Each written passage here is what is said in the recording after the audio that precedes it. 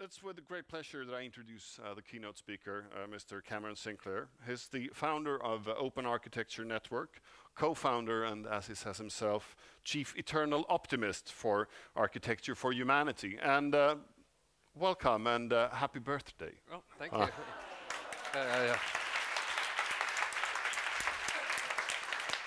Okay, thank you.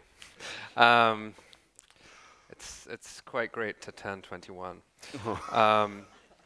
So I was very nervous speaking today, given what happened last night in London.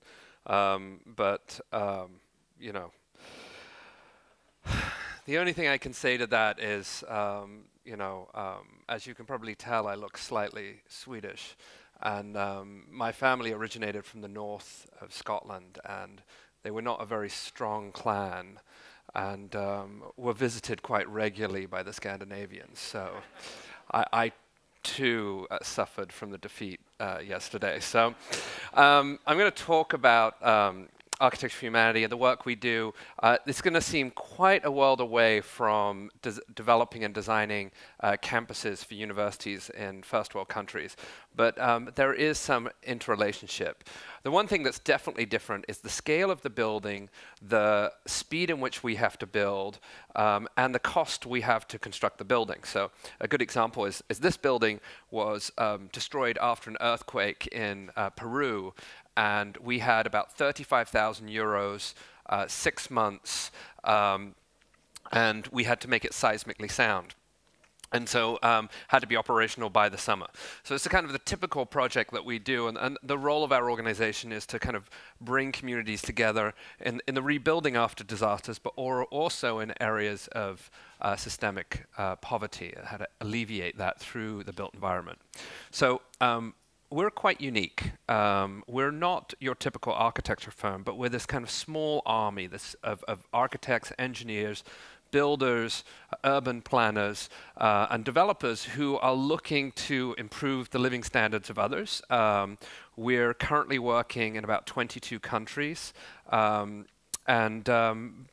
the most important thing is that we provide professional design and construction services. So it's not like a non-profit charity that goes to Africa and builds a school because they feel sorry for this village. It's actually, how can we provide our expertise in a way that improves the construction standards and creates a really cohesive building strategy for a community. More importantly, we're not just coming up with the designs, we actually do the full construction of the projects. And when we work in these communities, what they're not looking for is innovative solutions. I mean, everybody in this room could come up with a solution to the needs of many of these communities. What they're looking for is an implementation. And so whilst 10% of our work is design, 90% of it is implementation, because worse than not showing up is actually elevating expectations in a community and walking away and saying, well, you guys go raise the money to build the school that we designed for you. So we have to make a moral commitment to that community to build. We also have to look at really diverse ways of imagining the future, because as designers, we're not building for 2011, we're building for 2031 or 2041, as our structures are supposed to last that long. And so from last year, we worked on 2 very different projects. On one end of the spectrum, we worked on a 60-foot catamaran made out of 16,000 plastic bottles, PET bottles.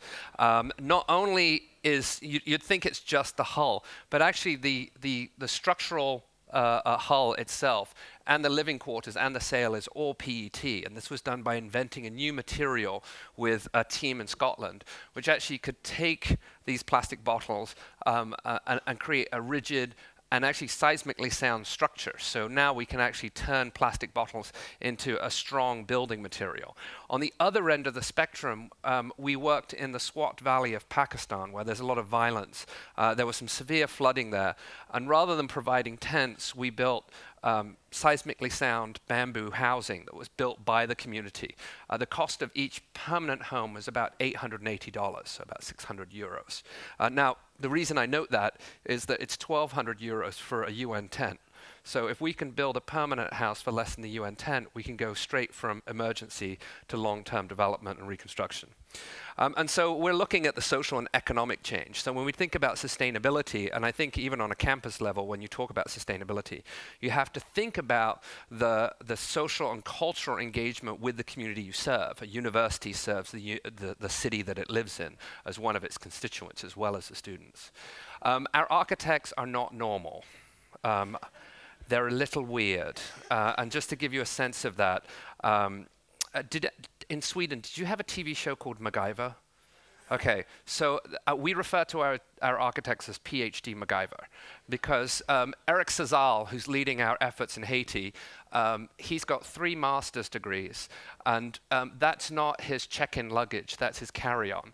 So if you can get on, Brussels airline and not get fined for carrying that, then you're going to work for me. On the other end, we've got Purnima McCutcheon, who was a mid-career professional in her late 30s, who actually took her kids to India to help rebuild, lived in these villages and helped rebuild these villages, because she wanted to give back to the country she was born in, but let her kids understand what was happening around the world. We partner them with locally licensed professionals, so we're not pushing out the profession, but rather marrying international expertise with local cultural knowledge. And also, and this is quite unique, we actually pay our architects to work for us. And we do that because we want them to live full-time in the community. And their role is not just to design and build, but actually listen and understand what the needs are of the community. And you can only do that if you live with the community, not in a hotel down the road, but actually in the town and in the homes of your clients. This, by the way, is one of our builders who happens to also be a carpenter, a Buddhist monk, and a surfer. And our biggest problem with him is he keeps spending the whole time looking at waves instead of doing his job. So we actually engage community as part of the process. This is a typical design meeting where everyone meets under the mango tree and kind of sketches out a design solution. And we engage them in that process because when people are actively involved in the creation of a civic structure, they become much more engaged in the maintenance of it. So actually your maintenance costs go down when you have community engagement.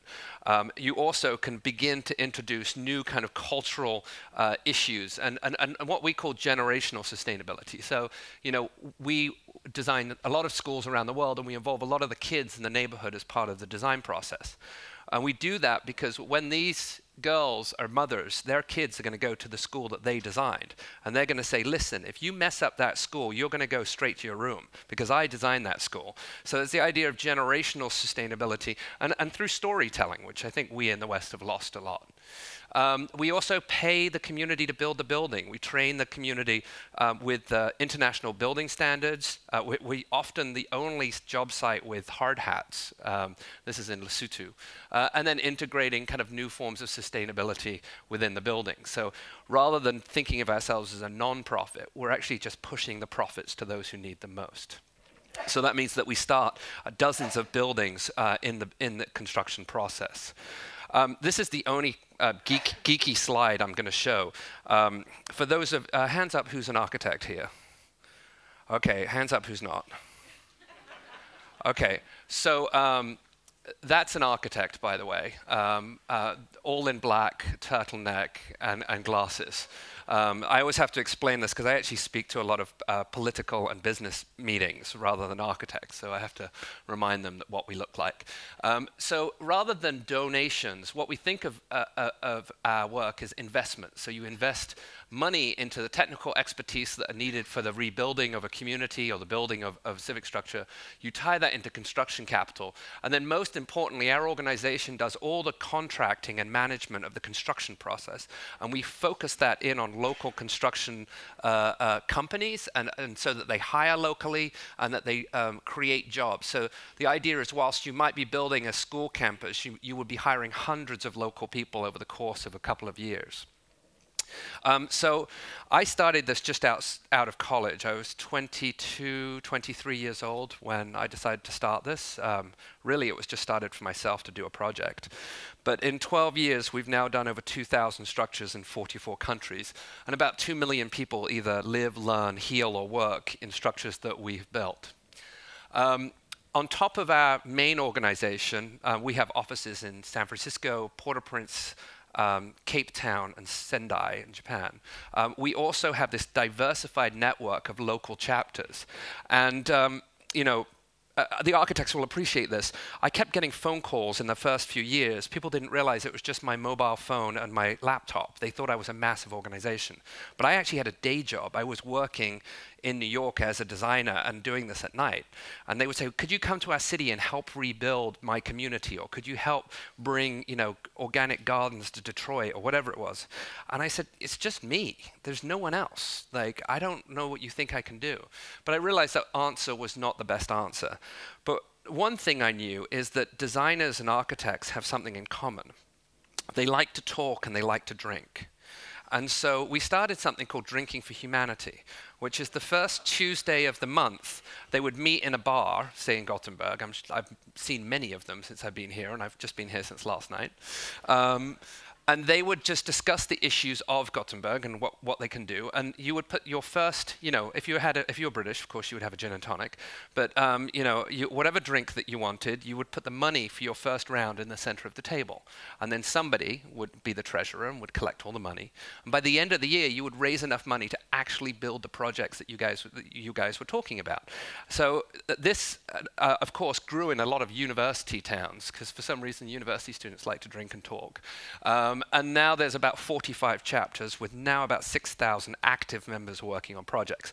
And they're kind of very small projects, but very important. So in Chicago, the city, of course, America is in a massive financial crash right now. And as a result, cities are very constrained. So they've actually limited their bus routes. They've stopped a lot of bus routes. And so they have a lot of excess buses. At the same time, in underserved and mainly minority communities, there's no access to vegetables and groceries. And that basically healthy eating. There's what we call a party store. And a party store is a liquor store that has like bread and maybe a couple of apples in, right? And that is your grocery store. And so what this group did, and with our Chicago chapter, is they took a couple of old buses, they turned it into a grocery store, a for-profit grocery store, and then they go around in different parts of the city that don't have access to vegetables. And this has been sold out every day since it opened 6 months ago. There's now 3 buses now in operation every day. On the other end of the world, in Dhaka, my chapter were walking along the street, going on the way to the university. One of them is a professor there, and he wanted a cup of tea. And he met this guy, and he asked for a cup of tea. And while I was making the cup of tea, they said, "Where do you live?" And he said, "Right here." He goes, "What do you mean right here?" He goes, "Right here. This is where I live." And of course, this is on the street. And he said, "Well, where are you sleeping?" So, well, me and my family have been living in this alleyway between these 2 buildings. And the alleyway is 18 inches wide and 30 feet deep. And they said, "Well, what are the things that you face?" And he said, "Well, when there's flooding, we have to lift everything up. We can't sleep. And when someone comes in to rob me, I'm going to protect my kids, so I just give them all my money for the day." So obviously, this was a design problem. So for $225, they actually designed this house and built it over the week. And this is kind of a security gate, and they have all the tea stuff. And it was quickly done, and that was the end of the project. 6 months later, the design team gets a text message from the tea seller. And he says, "You know, this has been fantastic. I've got some security. My family's really happy. I want to expand my business. And I want to make more money. And the best way is to have a tea shop go to where people with money is. And I want a mobile tea shop that can go into the financial district." And so he said, "I just want to have this thing. I can ride into town, but I want to use solar panels." And the designers, of course, were completely geeking out. They were like, "Great, you're trying to tackle climate change, and you're part of this whole renewable energy revolution." And the client was saying, "This is stupid. I don't know what you mean. Like, I just want a solar panel. You keep talking about this." And they said, "Well, no, we're going to design this so that we have the solar panel on the bike, and then as you go into town, it heats up the water, and then when you're in town, you'll have tea ready to be served." And he said, "That's the dumbest idea I've ever heard." It's like, "I'm 60 years old, I know how to make a cup of tea. The reason I want the solar panel is I'm going to connect it to mobile phone charger, and that people can pay me some extra money while I charge up their iPhone for 5 minutes. And so this is kind of quite often the design innovation actually comes from our clients. And I just found out this week that he's expanded his tea shop because it's now next to a cinema, and he's also got a popcorn machine. So now you can actually charge your phone and get popcorn. So I'm going to talk about 4 quick projects we're doing. I have about 45 minutes. We're going to talk about sports for social change, the idea of doing youth facilities to tackle some social issues through sports. We're going to talk about the Classroom of the Future, which is a competition that I ran in 2009. Rebuilding some schools in Haiti. And then we're actually going to replace the rethinking military sites, though I'm going to mention it, with our rebuilding work in Japan. And then because I know that there's a couple of architects here that are trying to do this work, I have a little insight into how we raise money. So for me, we can all be innovative. Innovation is just a spark of an idea, but really to be creative, it takes time. You really have to stick to it. And for us, this was a project that started many, many years ago in 2004 when I was doing mobile health clinics in sub-Saharan Africa. And while I was working on these clinics, I was in a village, and I found out that the HIV/AIDS rate, or the AIDS rate in the village, was over 56% for girls between 15 and 24. And the reason for that happened to be it was a trucking route between Durban and Johannesburg, and when truckers would refuel their trucks, they would pay the girls 25 cents to have sex with them, and that would spread AIDS. And so, they said there's no point in building any clinics because that's not the problem. So the problem was about information about this disease and how do you talk to these young women that many of them didn't have access to education. And so one of the team members we were working with, a young woman called Cici, loved football, and she played football all the time.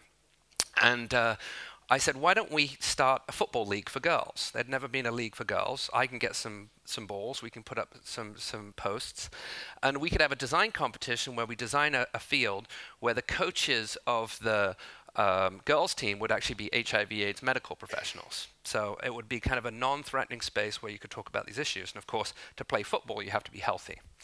So we did this design competition. There was hundreds of entries around the world, and eventually a winner was selected. And we had to raise $30,000. Now, at the time, I didn't know anything about raising money. I'd been doing this for a few years, and I was literally going everywhere to raise money. I even went to my mom, and she wouldn't give me money. I mean, it was really bad. And we didn't have Facebook and Twitter and all these social networks. You really had to call people, like with a phone. And at that time in 2005, I got a letter from the Index Awards in Denmark, and they said, you won the Index Award for this project. And what they didn't know is I hadn't built it yet. But what I didn't know is that the award was enough money to build the project. So we showed up in Copenhagen, and I shook hands with the little prince, and we got the check, and we said, thank you very much. And I brought all these Africans with me. It was great. We had all these Zulus running around Copenhagen. It was awesome. And we went back, and we actually built this facility. And of course, 50% of the funds that we had earmarked for the changing rooms actually got spent on bringing water to the community. And then we did solar lighting to keep the pitches going. And I thought that was the end of the project. 4 years of my life to just get this project done. I was going to go back to being an architect. Then I get 2 phone calls. The first one is from a small a Swiss sports association called FIFA. And they phoned me and they said, and I won't do my Sepp Blatter impression because it sounds Swedish and not Swiss.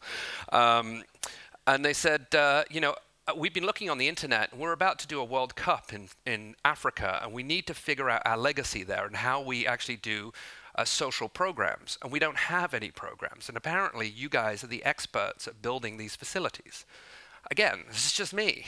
And, there's 2 things you can say. You can either say, no, absolutely not, I'm not the expert. Or you say, absolutely, we're the experts at doing this, I'll see you in Zurich.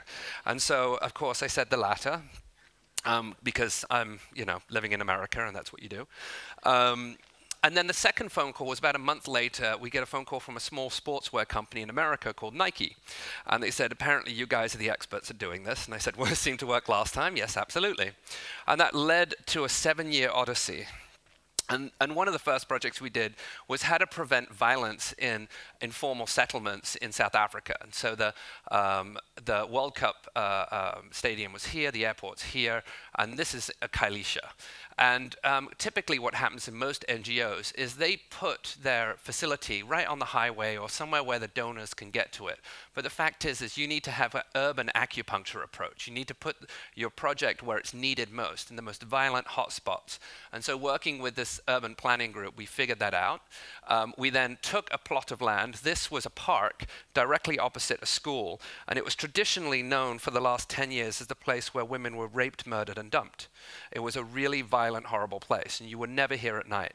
So for us, this is the place that you re-own. You retake this place back. That was a place of violence and a place of bad memories. And we had architects, South African architects as well as international, working with the community, working with the kids to develop basically a complex, a small complex that included education, healthcare facility, after-school program, technology training, clean water, and a five-a-side football pitch. We did the construction drawings. Everything we do is open source, so it's all online and anyone can download and replicate this. I'll talk about that a little bit later. We integrate solar, and you know why we've got this goofy photo here and the photovoltaic system is in the next 10 years, 2 billion people are going to get electricity. 2 billion. And we don't actually have the electricity capacity right now for ourselves. So what are the systems they're going to use? Are they going to be kind of the broken Western systems, or are they going to leapfrog into renewable energy systems? So if you're in the solar business, forget Santa Monica. I would be setting up shop in Lagos because you can make a ton of money. So we included local artists, and then we built this building. I'll just go through this quickly. These nodes interconnected, and it went to the police station and the hospital so they could respond quickly. As a result, a big decrease in crime and murder and a big increase in perceived safety. On the other side of the world, oh, by the way, 20,000 kids have used this facility since opening a few years ago. On the other side of the world, we looked at densification of urban settlements, of slums, and we know in 5 years this area has become a very dense, crime-ridden neighborhood, to go from kind of militia, which is what they've got right now, basically guys who force you to give them money for protection, to gang violence, to weaponized gang violence with AK-47s, which is where it is in Rio. And so we needed to design community facilities that would be preventative, that would actually prevent people from coming in setting up drug gangs. And so with our design team, we actually included drug dealers on the design team. And we asked them, how do you set up a drug operation? Because if we're going to design against it, we need to know how to set it up. So I spent a good month. I actually know how, if you need to know how to set up a drug operation in a South American city, I know exactly how to do it, which is one of the other aspects of architecture I didn't think I would learn. And then, you know, our designers also interacted on various levels. So every day they were with the community designing, they were in the studio.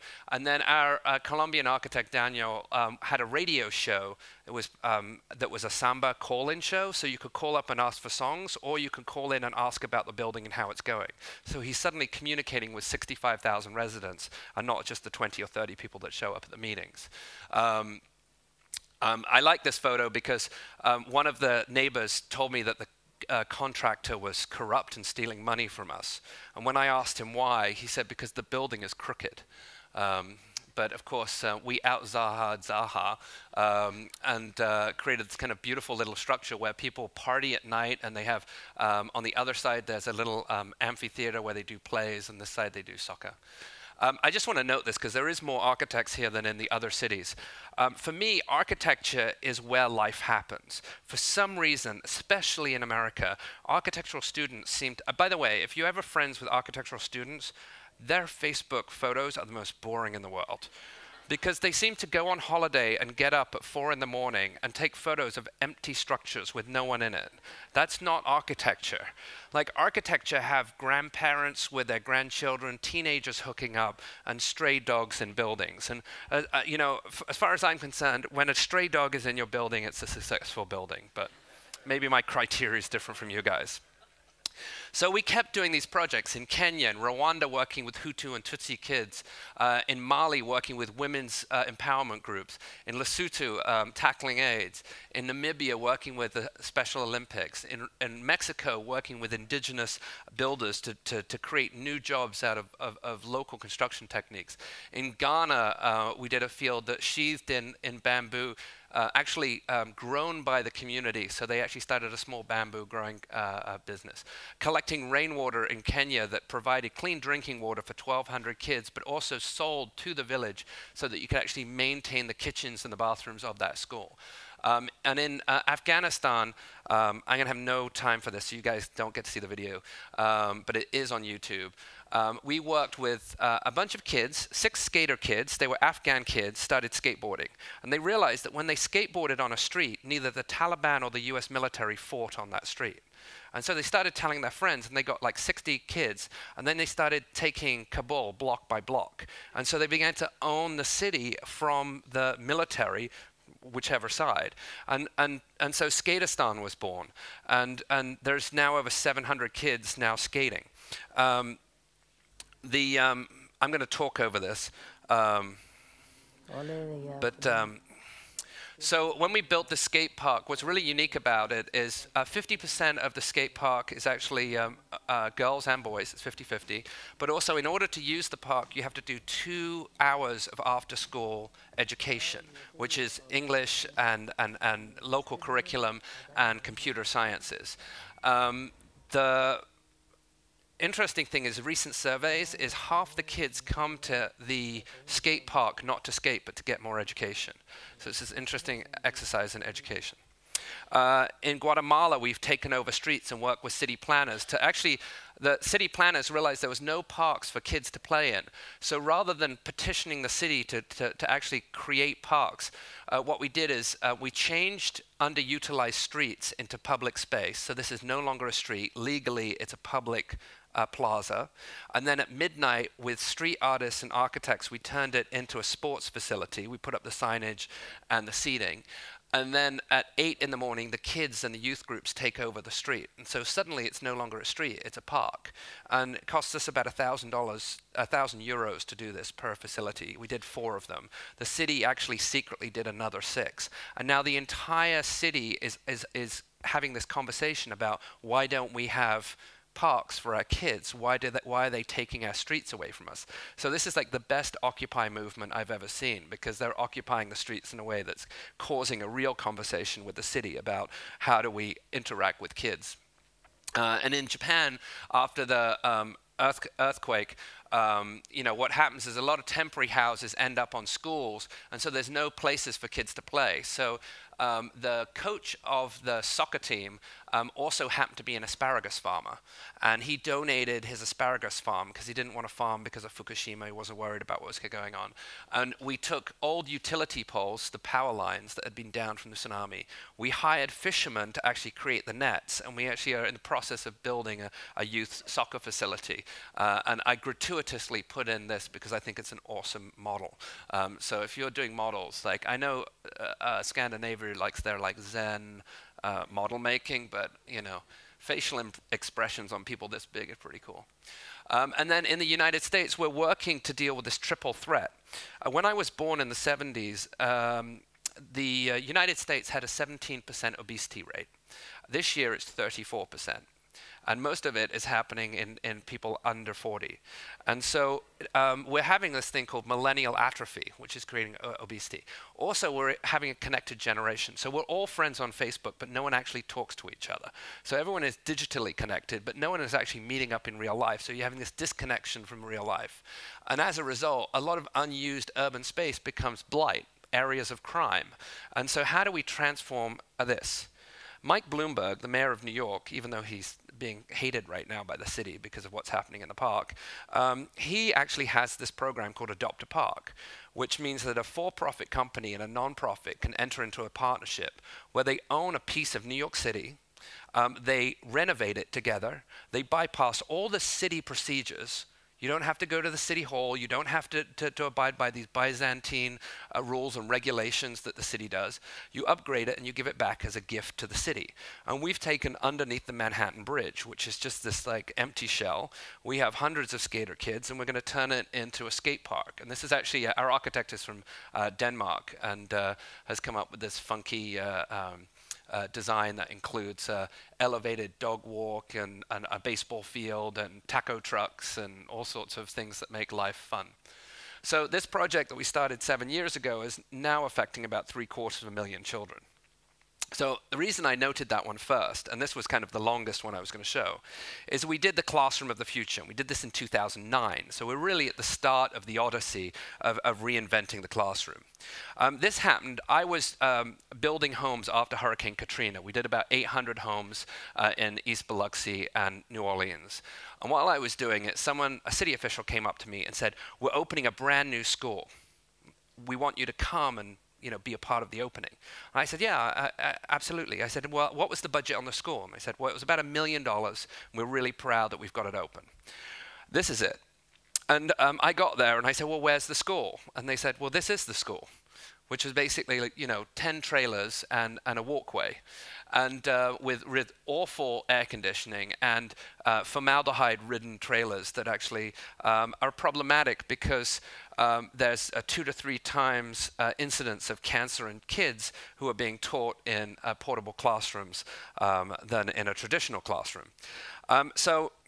This is a stand-in. This is actually my daughter giving an impression of her future education.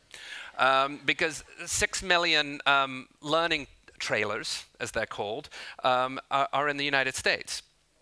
And so as I was looking globally, I realized that globally there's poor construction, poor facilities, poor materials, poor siting, sanitation issues, poor maintenance, acoustics, overcrowding. And on top of that, we have to build 10 million new classrooms in order to have every single child access to primary care. That's a $72 billion construction project, and there's not a single architect involved in it. So again, if you don't care about humanity, you can make a ton of money. And it's not here in Gothenburg. It's like coming up with innovative design solutions for those who need it most. And so we did a design competition. What was interesting about it is it was actually funded by this group based in India. So we did a design competition to think of new classroom designs around the world, but the funding actually came from a third world country because they were looking for innovative design solutions that they needed. So you could partner with a local school or one of 3 partners we had identified. We did an open source curriculum, which means we developed a curriculum for the school so you could actually teach it. In order to enter competition, you had to have a real school with kids, teachers, and administrators. There had to be a minimum of 1 architect on the team. This was spread all over the world, whether it be in the Middle East or India. And then we actually did these videos, and we actually did video link-ups with kids, schools, with experts around the world that were focused on cultural issues, construction issues, and even building models. And by the way, you can't hear this, but this is a British engineer explaining model building to kids, and let's just say it didn't go down so well. Interaction was not so we had to learn about engagement of that. So this became a kind of global phenomenon of people getting involved. And as a result, about 1,000 teams, 10,000 children got involved in the design competition. 250 schools got pro bono design services. And we picked a bunch of semi-finalists and finalists out of the hundreds of entries, thousands of entries that came in. And they include some pretty standard ones. This is actually for New York City. And this is actually very similar to the new medical building in Örebro at the Örebro University, where they actually have shifted the classrooms to one side of the building and created kind of a boulevard effect that actually has kind of these little kind of garden lab areas where students can actually meet. So while I thought this was innovative, you guys have already done it. On the other end of the spectrum, these are kind of wilderness learning areas where kids from the inner cities actually can go into the wilderness and have kind of an interaction with nature. But what made this design very interesting is internally the school design for the desks and the windows actually replicated in the urban setting. So there's a kind of visual connection between the urban classroom and the rural classroom. In Bogota, where there's a lot of drive-by shootings, kids need a place to play. So we elevated the park on top of the school. This is in Uganda. This is a portable classroom in Atlanta, which used kind of low VOC, rainwater catchment, no toxic materials. This was taking over an old industrial building. I know there's a lot of industrial buildings here in Gothenburg, and turning them into kind of adaptable classrooms. And then in India, taking over buildings and transforming them into kind of learning environments. The winner of the competition actually came from rural Idaho in the US, which was a geothermal school that was off-grid, that involved the kids and the teachers and the designers as part of it. And I'm going to just quickly take you to the video, and let's hope this works. But my partner Nathan and I had a vision of how we wanted our design firm to operate, and that was based on community involvement. And we found this competition as an impetus to get involved in our community, and just proposed the idea to the school, who serendipitously were in dire need of space. And we came together with them, and the collaboration led to a really successful design that I think will be really valuable to the future of their school.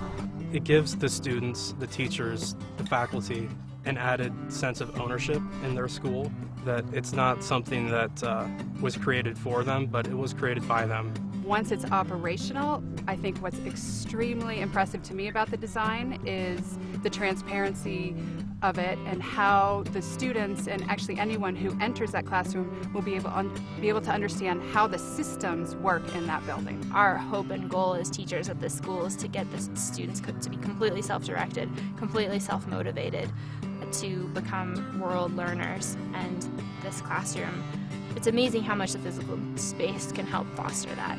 We have an expanding enrollment happening every spring, and we're working hard to accommodate each student, because our school, the Teton Valley Community School, is geared towards, and our motivation is to educate not just the students, but the entire community. We would love to lead this community with a new philosophy on education, and we need more campus facilities and more efficient facilities to make that possible. But as designers, we are basically playing a role of translator, that we're taking an identity that the school has established for themselves and realizing that in a built form. I would hope that this is a model for everyone to get really involved in their communities and do it the best you can to become a valuable member of your community. I know for me it's been a really powerful experience being a part of this project.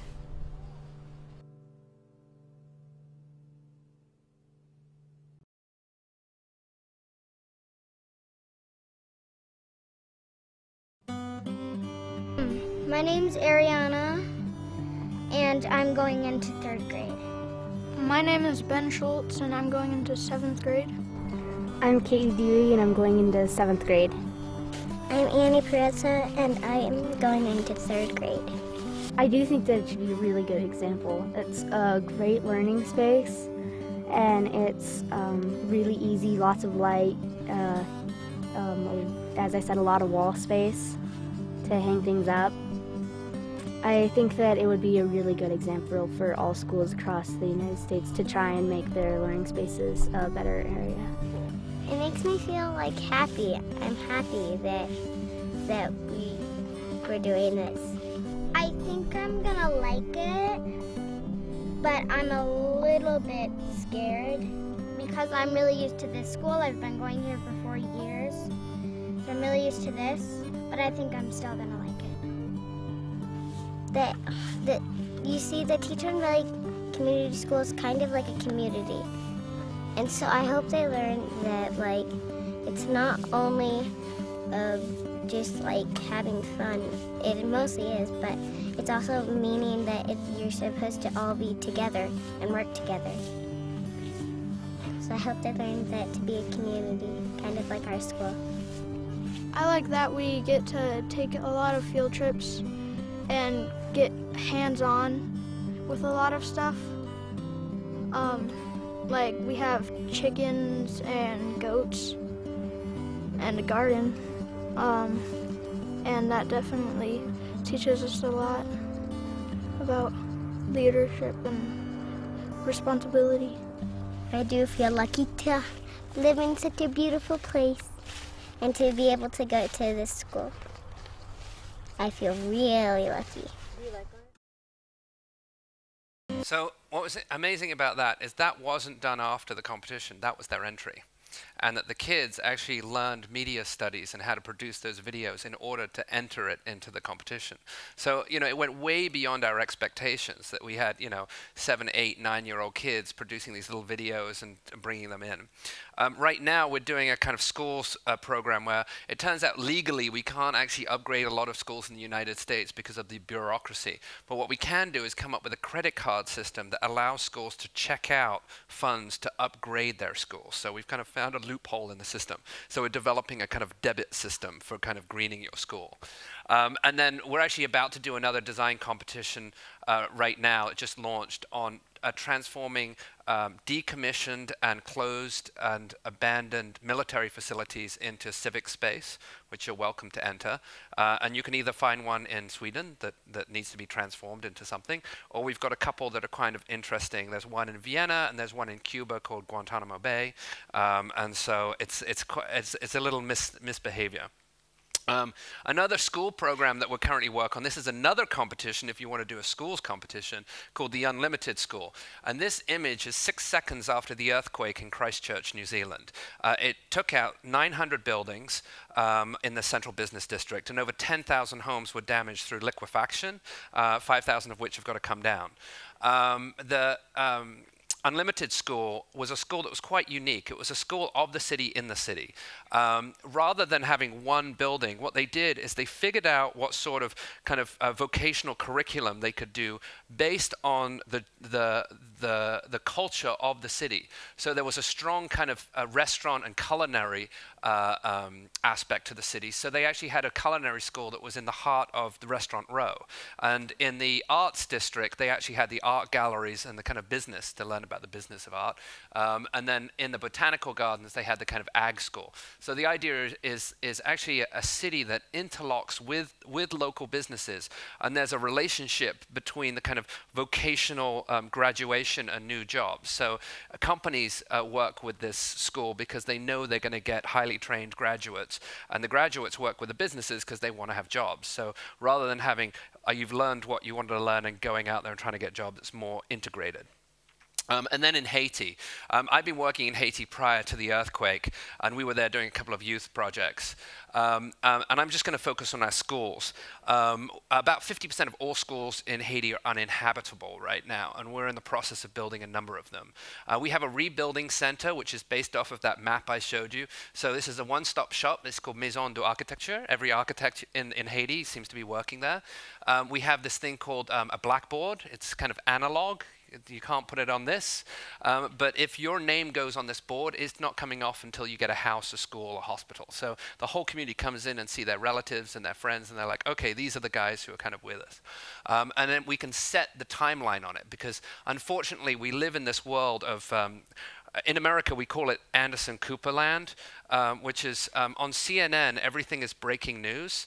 And I don't know if you know who Anderson Cooper is, but basically when there's a disaster, he's the guy they send in. And the tighter the T-shirt he wears, the more extreme the disaster is. And so, you know, they also shift the timeline of reconstruction. You know, if a disaster hits this city, I doubt it will, but if it ever did, it actually takes about 10 years to do full reconstruction and 20 years for the economic recovery. It doesn't matter if it's a developing world or a developed world. You know, it's the same recovery timeline. And the problem is the media says we're going to rebuild in a year. So people are assuming they're going to get housing. We're almost 2 years out from the Haiti earthquake and 1 million people still don't have homes. So we have to think about how do we reframe the rebuilding process. So we use this that I showed earlier. We have a 101 rebuilding manual. It's a manual that gets distributed throughout the country. That's in 5 languages. We have a texting mechanism. You can text advice from an architect or an engineer or a construction professional 24 hours a day in Haiti, any Haitian. I don't know why you'd be building at 2 in the morning, but you can, and we have people on call. We do quality control of materials, and we do on-site construction training in many of the refugee camps and construction sites in the country. We also call out other NGOs. By the way, you guys, Sweden actually pays a lot of their GDP to international aid. That international aid either goes through CEDA or the EU. That usually goes to international aid agencies. You have no idea what happens with your aid money. Essentially, it gets spent on things like this, which is a temporary shelter. And some NGOs spend 250 euros on a tent, and others spend $12,000 on a tent. And so there's no due diligence, transparency, or accountability of any of the aid work that happens once it's in the field. And so you have massive waste. And if we can build a permanent home for $5,000, $6,000, $7,000, why are we spending $12,000 on something like this? So it's something that we as an industry need to do. Also, most international aid agencies require you to have a certain standard of technology skills. You have to know Revit, you have to have BIM understanding. If you're a Haitian architect, you have no access to that. So suddenly every Haitian architect who's been working there their entire life doesn't get a single contract. So we've worked to make sure that we've trained them up. We've got Autodesk has donated every piece of software we need so that they have access to the jobs. We do the bid and tender adjudication to make sure that they have equal shake at the contracts and help do that. Site surveys and evaluations and mason training to international code, and then of course building jobs. And I'm going to quickly show a video before we go into some of the school designs.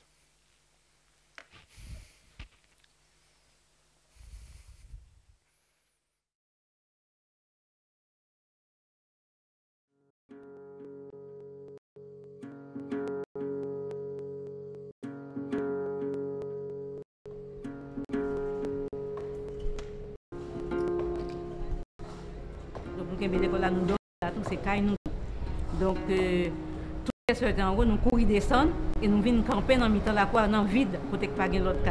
Donc, le cas aucun chercheur pas victime.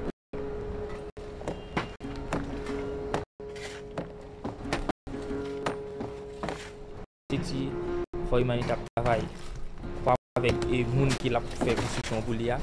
Pas simplement dire moun l'a fait tel bagay, mais la PC essayer de travailler projet à tout par rapport avec idée moun qui l'a fait projet à vous. Même temps l'architecture pour l'humanité, ça veut dire son groupe qui font bagay qui sorti de l'ordinaire.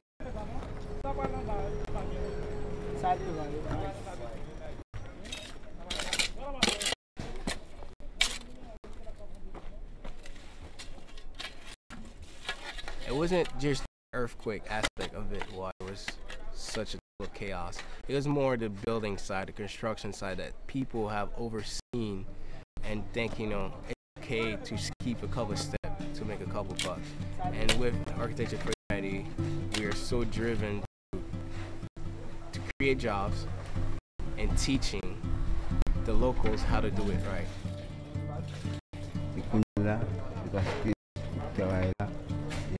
Ma battre mon chien là. Autant moins ça fait autant moins parce qu'il défend des gouttes là-dedans.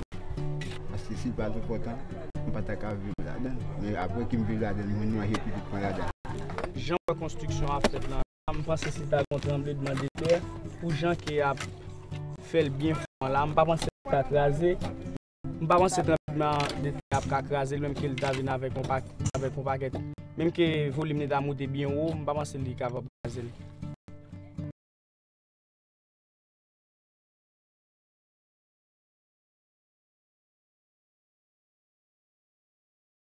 So what's interesting about that is rather than designing for efficiency, we actually design to maximize the number of local jobs. And so quite often we actually don't take on a technology because that usurps the idea of starting small businesses. We have now about 7,000 people in our employment in Haiti, and we only really just have a number of buildings. We're doing a lot of schools. The reason we're doing schools is 50% of my donors are high school children between the ages of 14 and 18, and they do bake sales and wash cars, and then they donate everything online. So we have a big donor base online. And so for them, it's important that we actually rebuild the education system of Haiti. And we've done video link-ups between our schools around the world and Haitian schools to have a conversation between the kids. We've had some well-known people as part of our project, but you know, they're also investors and donors in that. And we've built a number of schools that are now open. This was the school you saw under construction. It opened on Monday. There's about 150 kids that are now in school there. And then we're actually working with architecture firms that want to donate. This was interesting. Is anybody here at the principal of a firm? They own a firm? Okay, so you'll appreciate this. So the staff of an architecture firm, a mid-sized firm in San Francisco, decided they wanted to help Haiti. And they wanted to donate their time. And their principal said, you know, we're really busy right now. We'd love to. Maybe we could donate some money. And they said, you know what? We've decided that all of us, all 25 of us, are going to take our holiday vacation the same 2 weeks. We're going to shut down your firm, and we're going to go to Haiti and rebuild. The principal of the firm understandably freaked out, because you imagine your entire staff going on vacation for 2 weeks. This is unheard of in architecture, and paid, by the way. So you're paying your entire staff 2 weeks to go to Haiti. And so we said, okay, well, rather than doing that, let's have you guys stagger your vacation time over 6 to 9 months. And actually, you rotate in and out of Haiti. And some people donated their vacation time to other people because they had kids and they couldn't go to Haiti and so forth. And we eventually had a firm basically working on site for 9 months, rotating, and all the CAD work was done back in San Francisco by the rest of the team. And they ended up designing and building a school together. So it's a kind of interesting new model for pro bono work. We also did some schemes for campus schemes. This is a cluster scheme, which is a secondary school. There's only 3 secondary schools in Haiti that give people access to university, 2 of which are private, mainly for UN kids. And so basically, there's 1 school in the entire country for 3.5 million children to basically get to college. So how are you supposed to educate a country when you have no access? So this is a project. It's about 600,000 euros to build this school. And we've been kind of developing a certain scenario, some agricultural based and sports based. Others are much more kind of developed on a kind of vocational training solution. And they're kind of staggered over time. So you see kind of a campus development. So forth. And then finally in Haiti, sometimes there's 2 ways to get fired from me, because I will fire you. I pay you because for 2 reasons. One, you're on contract. If you're on contract, it's going to be a Monday morning project, not a Friday night project. You're going to treat it with the same respect you do any other private job. And secondly, it's a 3-way contract with the community, the end user of the building, myself, and the architect. And if you don't adhere to the needs of the community and they're very upset with you, then I will fire you. The second way to get fired is if you see something that endangers the livelihood of a human being and you don't act, you wait for me to give you the funds to do the project, I will fire you. Because basically you're putting someone's life at risk when you know you can help. And this is a perfect example. So how many people have actually watched the birth of a child live? Watched it. Okay, keep your hands up if you want the active participant in that birthing. So actually watched from the other side. Any guys been in the room, watched? It's the scariest thing you'll ever see in the world. I don't care what horror movies that you've ever been to. It is, I mean, it's somebody that you care deeply about, and it's horrific. It's like, it's the scariest thing ever. And, you know, you're in a hospital, like a place like this, where there's kind of nurses and doctors and epidurals and, you know, wires, and everybody's regulating time and blah, blah, blah. In Haiti, when I was there for the first time, Nicole, who was the nurse on call at the time, asked me if I could help her in the clinic. And I said, sure, you know, you just swab in. And I went in, and it was a pop tent about the size of the stage, maybe a little deeper. And there were 8 women on deck chairs giving birth. And she was the only person on call. And she was like, can you know, help? And, you know, I'm British, and you know, I know that the men in England don't have tear ducts or emotions, but you know, even it's a little too much for me. And you know, I like to shake someone's hand before I catch their firstborn. You know, that's kind of like, I have a rule, like I like to know your name before I know too much about you. And you know, so a couple of hours in, I was like done, I couldn't do any more. And a few weeks later, the rains came. And I told my team, you got to check in on that birthing center. Everyone was focused on tents. And this is the only photo you really want to see of that, because when they went, this is what the floor looked like. And you know, for those guys who have not been a part of this whole birthing process, it doesn't wait for rains. You can't cross your legs. You kind of have to just give birth. And so the team mobilized the next morning. They went through the camp. They found a whole bunch of unskilled labor. They developed a design, and they built a women's clinic in less than 7 days. And so women could start giving birth in a safe place. A few months after that, there was a huge tropical storm that hit the camp, taking out hundreds of the tents, including the staff quarters. And about 2 in the morning, one of the staff members shouted out as everything's falling down, "Let's run to the women's clinic because an architect designed that." I think in the history of mankind, no one has ever used an architect design that as a safety reason for running.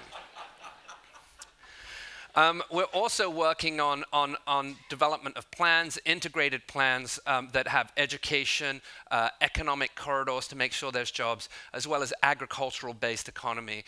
This was a project that we started on November 4th for construction. On Monday, we completed our 150th house, and there should be another 100 done by next month. If you're interested and you want to sweat like that guy in the video, you're welcome to come to Haiti and help us build the rest. We've done for-profit clinics. I have 7 minutes plus the, okay. This I wanted to show because we are in a medical facility. This is a for-profit company that does healthcare in India for $1 a visit. Anything that's wrong with you, you go for $1, you get to see a doctor. 70% of prescription drugs in India are fake. So, you know, you can't trust the drugs that are on the street, and so seeing a licensed doctor and going into a place that's kind of been recognized and has been accredited is something that a lot of people in the informal settlements and slums want. We got asked to design this. The budget was $2,500 a clinic. I don't know what the budget is for your clinics here, maybe a little more. We designed and built 8 of them. We built a manual for replication, so a quick guide so you can replicate them. And in 6 months, they built 35 of them. Next year, they're going to build another 150. So a project that was a kind of, you know, a $30,000, $40,000 project has now led to about 150 clinics opened in Hyderabad. So that brings us to scale and change. So when I hit 30, I had a bit of a midlife crisis. I realized that our organization helped about 1 million people, but there are 7 billion people on the planet. But I was very lucky because I got a phone call about a year later from someone who said that they ran something called TED. And they said, "You've won the TED Prize." And I said, "What's TED? I have no idea." And he said, "Well, it's a conference, and you get $100,000. I said, "That's great. I take cash. Here's my bank." And he said, "No, no, no. You don't get to keep the money." I was like, "What is this, the Bank of Iceland? Like, what do you mean I don't get to keep the money?" And he said, "No, no, no. The money is actually for the prize. And the prize is you get to wish for anything you want in the world, and we'll make it happen." And I was like, "This is ridiculous, right?" But I did show up anyway because, you know, give me a stage, I'll stand on it. And when I got there, the first people I met was 2 guys having a talk, and I went up and I said, "Hi, I'm Cameron, I just won the TED Prize." And they said, "Oh, that's cool." I said, "What do you do?" And they said, "We're in technology." And I said, "Well, what exactly in technology?" And the one guy looks at me and he goes, "Well, I started something called Google." And I was like, "Oh." And the other guy said, "Well, I started something called Amazon.com." And I was like, "Huh." And you know, what do you say to that, right? You're standing in front of like Sergey Brin and Jeff Bezos. And I said, "Well, I search for stuff on Google and I buy books on Amazon, so we all have a lot in common." So obviously the people at this conference were really, could change the world.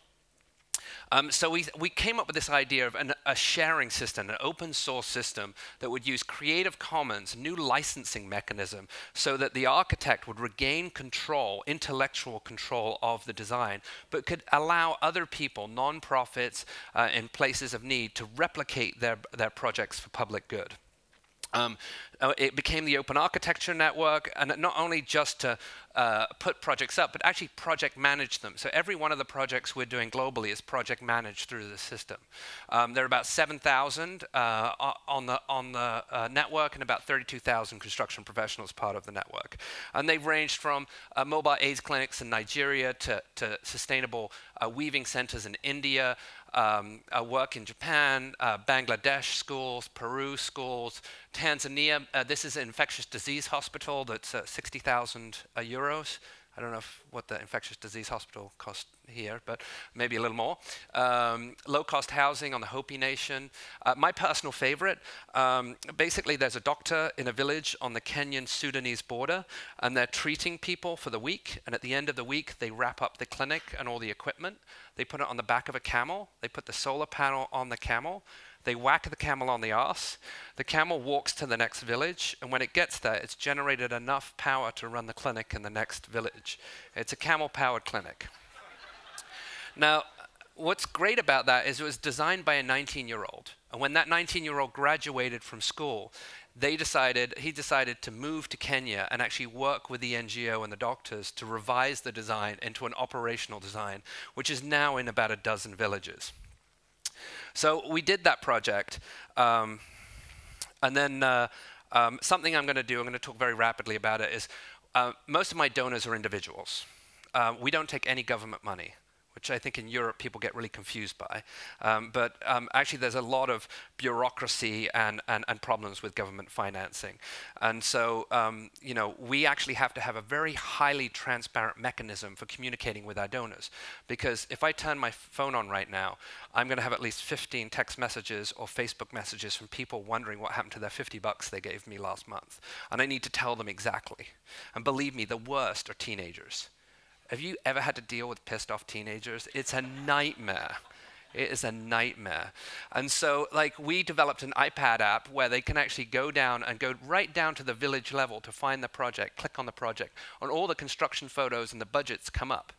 And we tested this when we built 3 villages in Pakistan last year, where GPS locates every project with a picture of the house that got built. And when Google goes over with their sat photos, or actually digital global, you actually see the houses that we built. So it's full transparency and you can actually see the projects.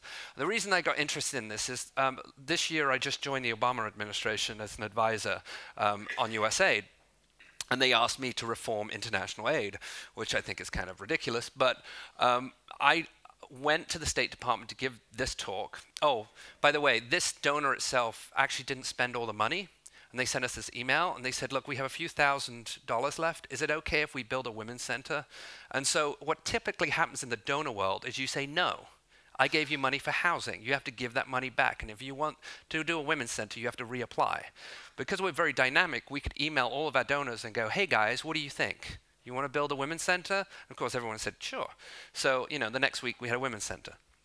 So, you know, at the same time, the exact month we did this, the US administration gave $250 million to Pakistan. They have no idea where the money is. They don't know what villages they built. They have no GPS location. They don't know what local businesses actually were helped by the building of these facilities.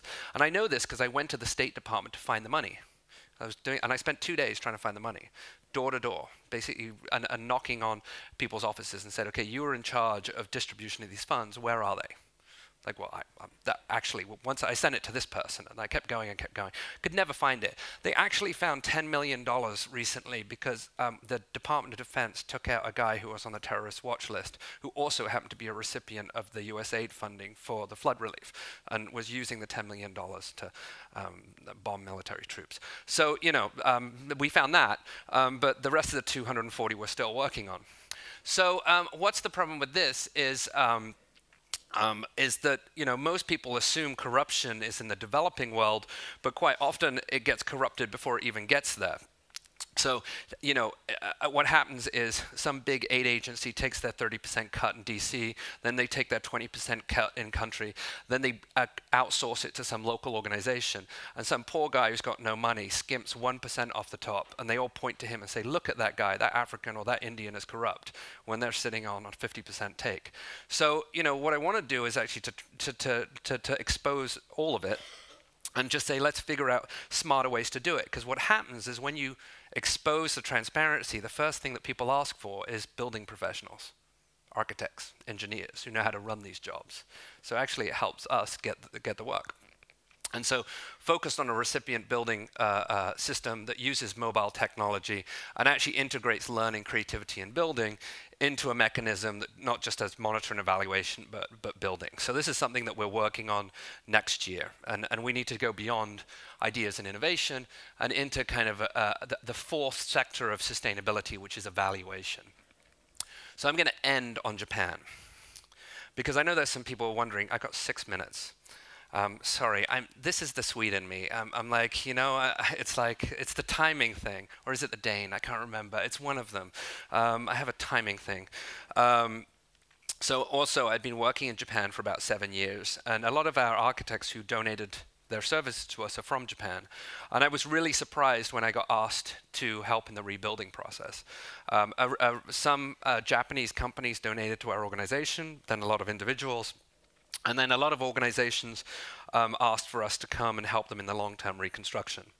The first thing that we found is our team, which is 100% Japanese, worked in the shelters, and people didn't want housing. The number one thing, which is why you do survey work, the number one thing that they wanted was a bowl of noodles, hot noodles. So what we did is we took over old trucks and we made these mobile ramen noodle shops, and they went to all the shelters, and then suddenly we had access to like hundreds of people who wanted to communicate about their needs. So we basically used a bowl of noodles to start conversation. So the other thing, and this is going to be kind of embarrassing to show, but I am ruthless with raising money.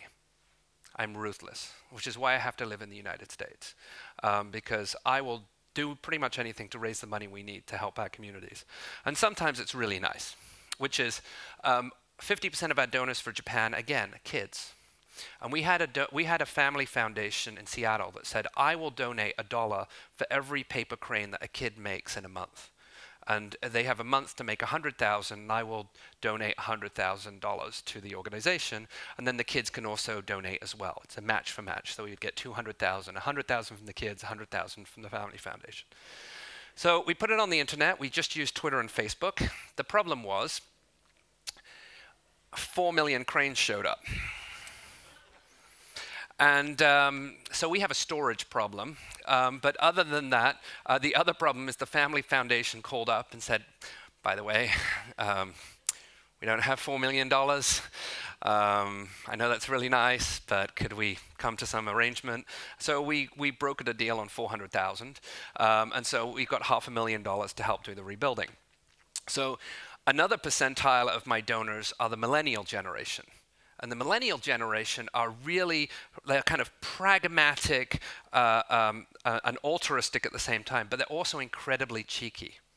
So they came up with this campaign idea. I'm kind of embarrassed about it, but it's actually been doing incredibly successful, which is some designers, and actually led by a Swedish designer who is pictured here, came up with a line of underwear. They just crowdsourced the whole campaign. So people around the world took photographs of themselves in this underwear that was designed by Yves Bahar, who's a designer, of block prints that were influenced from Japanese designs. And they're being sold basically all online over a 6-week period that will actually build a small village, which is pretty nuts. So just to give you a sense, this is a forestry expert from the Ukraine. This is a web designer and is single. I have to say that, by the way. She's a sustainability policymaker in Rome, surfer. He actually is a model. This guy is building schools in the Congo. She has an Airbnb, this website, a soccer player for the US team, the Rainforestry Alliance. So all these scientists, that guy again, a Stanford MBA did it, the Stanford MBA class. She has a nonprofit in the Philippines. She's the Swedish designer, Joanna, who kind of kicked this all off. And so we launched it today, which was kind of funny, and it's been going viral since this morning. Never used the term viral for this campaign. And then there's a text to give campaign that goes on every one of the underwear. Actually, you text, and then $10 goes to the organization. So for the rest of you who are not into buying underwear, we actually worked with Milton Glaser, who did the I Love New York campaign, to do a poster campaign. And then Peter Cook, my old professor at the Bartlett, turned 75 and donated a whole art auction to us. Very briefly, what we're doing in Japan. Northern Japan is very different from Tokyo. So Tokyo, everyone is super cool, and it's, you know, it's what you imagine in the movies. But in northern Japan, they are very hardened fishermen. They are like the tough, it must be like, you know, the north of Sweden. Like, there's no messing around with these guys, right? They go out and they get the furthest catch in the most dangerous areas. And it's like, you know, to get the catch is about $800,000 catch, and they do 2 a year, and that's it. You know, and they team up, and that's it. And so they hate nonprofits. because they think they're condescending and they do nothing. They hate the government because they put too much regulation. And they hate big business because they're trying to put them out of business. So how do you work with this community? And to give you a sense of what it's like is this sign, which was up just a few weeks ago up in the north, this sign is everywhere. And the sign says, "Fuck you, we're rebuilding anyway." Right? That's the exact translation. The exact translation. So you get a sense of it. And to tell you how hardcore it was, to give you a context, I worked in the World Trade Center during 9/11. And so I was deeply connected to the rebuilding of downtown. And I kind of went through that whole process the year afterwards and saw the kind of memorials.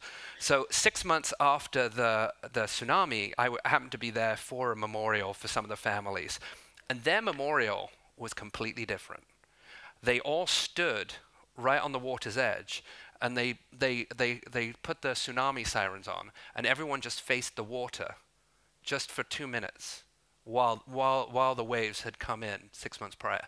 That is just a sense that you just can't, I mean, I was just shocked by it because it just showed how strong these people. So the idea is we couldn't act as a nonprofit. We had to be a social business that was focused around construction and design. And so partnering with people like traditional carpenters that used an old style of carpentry to create community facilities and beer gardens and restaurants. And this is one of them. And then working with fishermen. So this guy had lost his $1 million boat, and he was doing this art piece for us, which is he loves doing art. It's a side project. And these are old fishing nets that he had turned into this piece for the restaurant we had just done. And he was sitting with his daughter on the water a couple of months after the tsunami. And he was saying, you know, my life's over. All we're doing is we're sitting on our butts. We're doing nothing. It's the worst thing than not surviving is surviving and doing nothing. And his daughter kind of tried to cheer him up and said, well, maybe we could do something out of sitting on our butts. And they came up with this idea about why don't we make hammocks out of the fishing nets? And so they came up with this kind of like, we could hire a bunch of fishermen, we could use the debris. And sure enough, they put it on the internet. They got 700 orders, and they've started a factory to make hammocks out of the fishing nets and the fishermen. They needed someone really fat and heavy to test it, so I'm the chief tester of the hammocks. And then in Shinzugawa, we've been working with a judo expert. This was her studio. A third of her students survived, and the first thing they asked for is the judo studio to be back. And so we actually temporarily put the judo studio back, and we're now winterizing it. And then my final story is about Sato-san, and you can watch him on the internet and this is actually connected to, this is weird, but all the funds from that underwear campaign is going to fund the project for Sato-san. Now, and it's because Sato-san is kind of, he's not your regular fisherman. He's a little out there.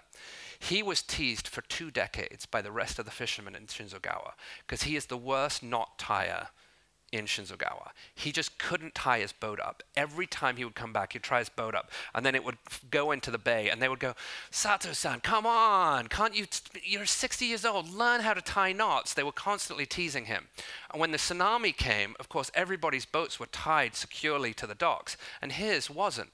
So it was elevated by the 30-meter wave, moved 3 kilometers inland, and landed completely untouched. And so he's the only fisherman with a boat. And that's his boat. And so he's not saying anything, you know, he's very Japanese, but he's kind of saying, you know, maybe tying those knots wasn't such a good thing, you know. What he's been able to do, he's gone from the ridicule of the town to being the head of the fishing union because he's the only one with a boat. And he's brought them all together, and 15 of them have started 15 Guys Oysters. And we're going to kind of put together a rest area and a workspace for them to actually do their fishing. And then they're going to sell the oysters directly to the folks who are coming in to rebuild the town. So I think that's about it. My only mantra, if you're an architect, you don't have to do what I do, but it's to follow your heart, break the rules, and get it built. Thank you.